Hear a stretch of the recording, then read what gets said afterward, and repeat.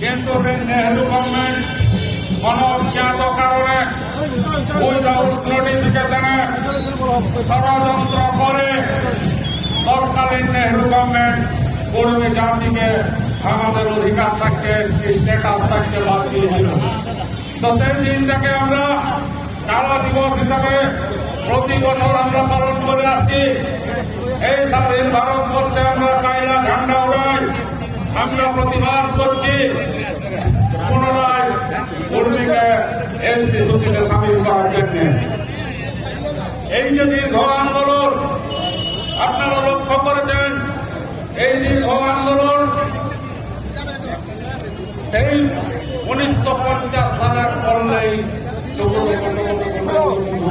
আন্দোলন হতে হতে 2000 মানুষ যখন বুঝতে পারেছে যে আপনাকে বঞ্চিত করা হয়েছে, তো সেদিন যে সমস্ত প্রোগ্রাম করা হয়েছে আদিবাসী কর্মী সমাজের নামে, এই দিনে করা হয়েছিল জিগের দিতা গর্জন, করা হয়েছে সৌদি আসান জরুরি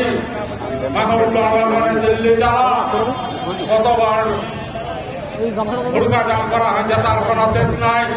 রেল অবরোধ থাকতে বিভিন্ন ধরনের কর্মসূচি আমরা করে চলেছি, কিন্তু সরকারের কোনো হেলদোল নাই।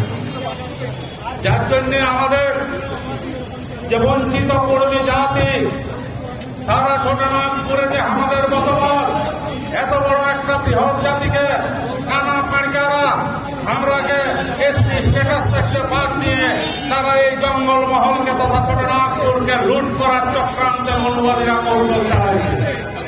এখানে যে সমস্ত খনিজ সম্পদ তাদের লুট করার সুবিধার্থে তাদের ছানাপুনাকে সঠিক জায়গায় উপস্থিত দেওয়ার জন্য, স্বজন পোষণ করার জন্য একটা বৃহৎ কর্মী জাতিকে যারা ভারতবর্ষে 65,000 বছর ধরে বসবাস করে আছে, যারা ভারতবর্ষের ভূমিপুর, যারা ডিএনএ প্রমাণ করেছে যে ভারতের আদি মস্কোটা হচ্ছে কুর্মি এবং লোধা এবং আন্দামানের নিকোবর দ্বীপপুঞ্জ অঙ্গে বলে একটা জাতি আছে, যেটা আমাদের কাছে সমস্ত এভিডেন্স রয়েছে।